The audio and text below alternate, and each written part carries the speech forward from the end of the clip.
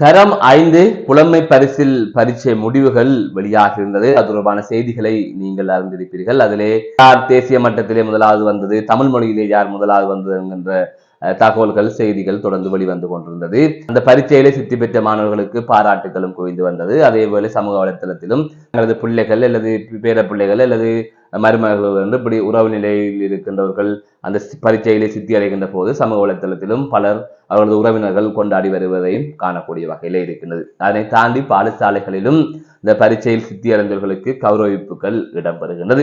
இது எந்த அளவிற்கு அந்த பரீட்சையிலே தேர்ச்சி பெறாத குழந்தைகளின் மனதை பாதிக்கின்றது என்பதை உணர்த்துகின்ற வகையிலே ஒரு புகைப்படம் ஒன்று தற்பொழுது வெளியாகி பெரும் பேசுபொருளாக மாறி இருக்கிறது. இது தொடர்பாக இன்னுமே ஆழமாக பார்க்க இருக்கின்றோம். அதை தவிர பாட்டாளி சம்பிக்க ரணவக்க ஒரு கருத்து தெரிவித்ததாக பத்திரிகையிலே ஒரு செய்தி வெளிவந்திருந்தது. அந்த செய்தியை பலரும் அறிந்திருப்பீர்கள். அதாவது சம்பந்தன் உள்ளிட்டவர்கள் கூறித்தான் புலிகளின் தலைவரை கொலை செய்தோம் என்கின்ற அடிப்படையிலே அவரது கருத்து அமைந்திருந்தது.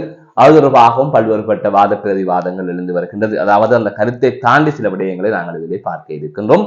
அதற்கு முதல் ஜேகே ரிப்போர்ட் எனப்படுகின்ற இந்த யூடியூப் சேனலை இதுவரை யாராவது சப்ஸ்கிரைப் செய்யாமல் பார்த்துக் கொண்டிருந்தால் சப்ஸ்கிரைப் செய்து கொள்ளுங்கள். தொடர்ந்து அருகில் இருக்கின்ற பெல் பட்டினை கிளிக் செய்வதன் ஊடாக நான் போடுகின்ற ஒவ்வொரு காணொலிகளையும் உடனுக்குடன் பார்த்துக் கொள்ள முடியும். நான் நடராஜ் அஜயகாந்தன். தற்பொழுது செய்திகளுக்குள்ளே செல்லலாம். அதாவது தரம் 5 புலமை பரிசில் பரீட்சை முடிவுகள் வெளியாக இருந்தது. அது தொடர்பான செய்திகள் தொடர்ந்து வெளிவந்து கொண்டிருந்தன. அதிலே இலங்கையில் யார் முதலிடம் பெற்றார்கள், இலங்கையில் தமிழ் மொழி மூலம் பரீட்சை எழுதியதில் யார் முதலிடம் பெற்றார்கள், வடக்கிலே யார் முதலாவது வந்தார்கள், எந்த பாடசாலையில் அதிகமானவர்கள் சித்தி பெற்றார்கள், வீத கணக்கில் பார்க்கின்ற போது எந்த வளையம் முன்னிக்கு இருக்கின்றது என்று பல்வேறுபட்ட கோணங்களில் பல்வேறுபட்ட அலசல்கள் பாராட்டுக்கள் அது தொடர்பான செய்திகள் எல்லாம் வெளிவந்து கொண்டே இருக்கின்றது. இந்த நிலையில் இவற்றையெல்லாம் தாண்டி இந்த பரீட்சையிலே சித்தி அடையாத அந்த குழந்தைகளின் அல்லது அந்த மாணவர்களின் மனநிலை தொடர்பாக யாருமே பெரிய அளவில் யோசிப்பதில்லை. ஆனால் இது தொடர்பாக தொடர்ந்து பேசப்பட்டுத்தான் வருகின்றது. அந்த வகையில் தான் தற்பொழுது ஒரு புகைப்படம் ஒன்று பெரும் பேசு பொருளாக மாறி இருக்கிறது. அந்த புகைப்படத்தை பலருமே பகிர்ந்து வருகின்றார்கள். அதிலே பார்த்தீர்கள் சொன்னால் பாடசாலை வகுப்பிலே 2 மாணவர்கள் இருக்கையிலே அமர்ந்திருக்கின்றார்கள். ஏனைய மாணவர்கள் மாலையுடன் எழுந்திருக்கின்றார்கள். அந்த மாணவர்களில் இருந்து இந்த 2 மாணவர்களும் அந்நியப்படுகின்றார்கள். அதாவது அதிலே சித்தி அடையாத 100 புள்ளிகளுக்கும் கீழே பெற்றோர்களாக அவர்கள் இருக்கக்கூடும் என்று பார்க்கப்படுகின்றது. அதை தாண்டி 100 புள்ளிகளுக்கு மேல் பெற்றோர்களும் தற்பொழுது கௌரவிக்கப்படுகின்றார்கள். அந்த பரிசை சித்தி அடைந்தவர்களும் கௌரவிக்கப்படுகின்றார்கள். இப்படியான ஒரு நிகழ்வு பார்க்கின்ற போது அந்த குழந்தைகளின் முகத்தை பார்க்கின்ற போது எங்களுக்கே மனமுடைந்து போகின்றது. அந்த அளவுக்கு அந்த காட்சி பதிவாகி இருக்கின்றது.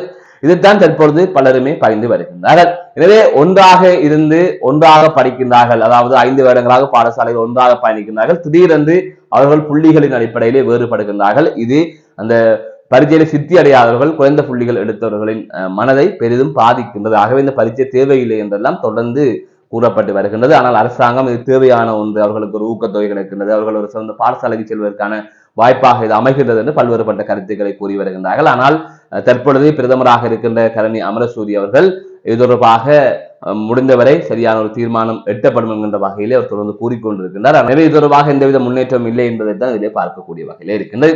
ஆகவே இந்த குழந்தைகளின் மனநிலை தொடர்பாகவோ அல்லது இந்த பரீட்சை தொடர்பாகவோ ஆசிரியர்களோ பெற்றோர்களோ யாருமே சிந்திக்கின்ற அளவிலே இல்லை. அதாவது சரியான முறை சிந்திக்கின்ற அளவிலே இல்லை.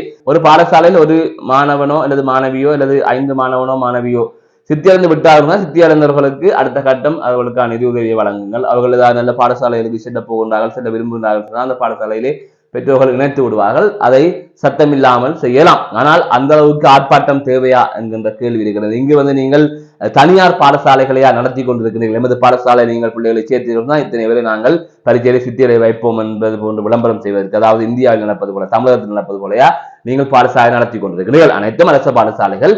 அவர்கள் சக்திக்கு ஏற்றால் போல் அவர்கள் படிக்கின்றார்கள். எனவே அதனை வேறுபடுத்தி இப்பாதை காட்ட வேண்டுமா என்கின்ற கேள்வி இதிலே இருக்கின்றது.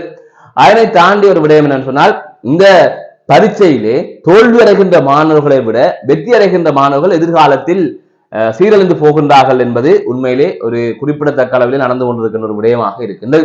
அதாவது தரம் 5 புலமை பரிசில் பரீட்சையில் சித்தி அடைந்த எத்தனை பேர் பல்கலைக்கழகத்துக்கு சென்றிருக்கிறார்கள் என்பதை பார்க்க வேண்டும். அதை தவிர ஏனைய துறைகளில் சிறந்து விளங்குவர்களாக இருக்கின்றார்கள் என்பதை பார்க்க வேண்டும். ஆனால் தோல்வியடைந்த பலர் வெற்றியடைந்து வாழ்க்கையில் முன்னேறியவர்களை விட தோல்வியடைந்து வாழ்க்கையில் முன்னேறியவர்கள் விகிதம் என்பது அதிக அளவில் தான் இருக்கின்றது. அது எங்கள் பாடசாலைகள் எங்களுடன் படிக்கின்ற போது நடந்த விடயங்களை எங்களால் பார்க்க முடியும்.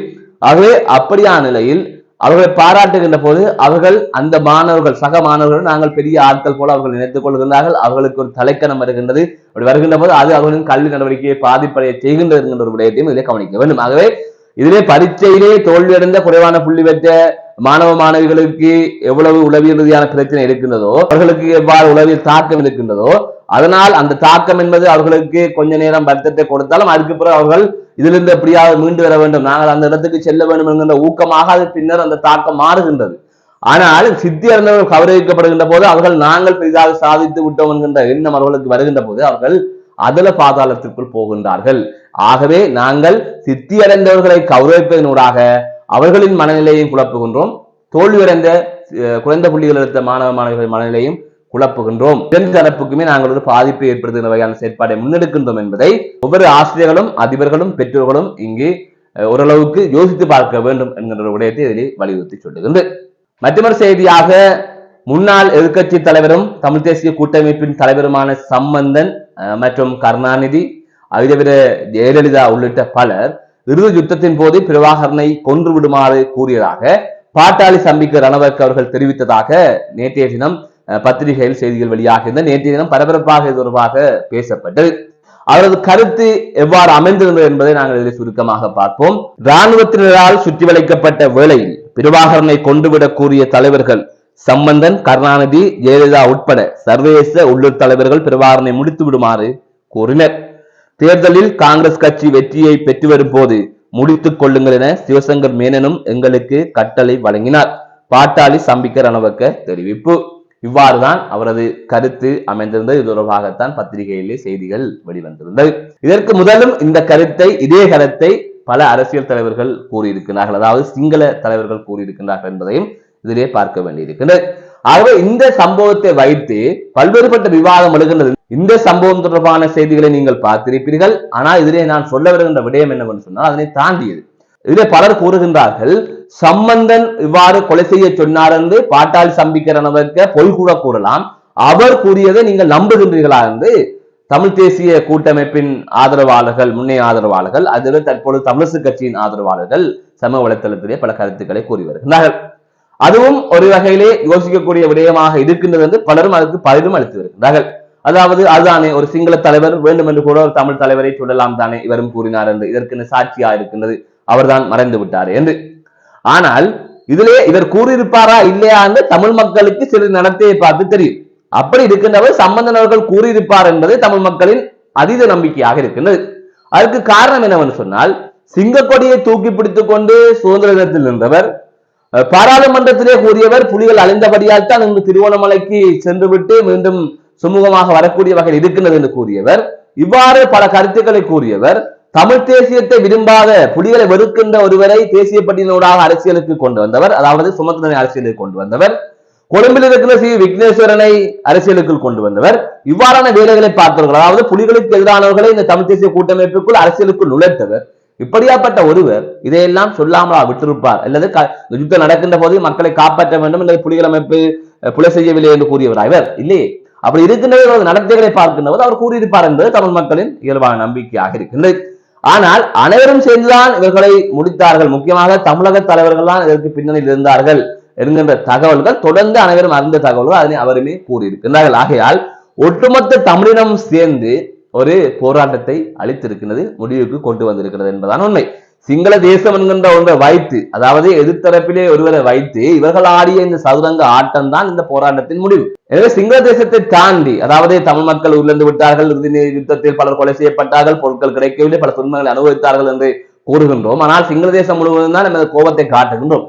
ஆனால் அதனை தாண்டி அவர்கள் பொம்மையாக இருக்கின்ற போது அவர்களை ஆட்டி வைத்தவர்கள் தமிழக தலைவர்கள். அப்படி இருக்கின்ற போது இது தமிழ் தேசிய அரசியலை முன்னெடுக்கின்ற நாடாளுமன்ற உறுப்பினர்கள் தமிழகத்திற்கு சென்று அங்கு நடக்கின்ற நிகழ்வில் பங்கு பெற்றி ஸ்டாலினோடு முண்டியிட்டு செல்பி எடுத்துக் கொண்டார்கள். அந்த செல்பியை நீங்கள் பார்த்திருப்பீர்கள்.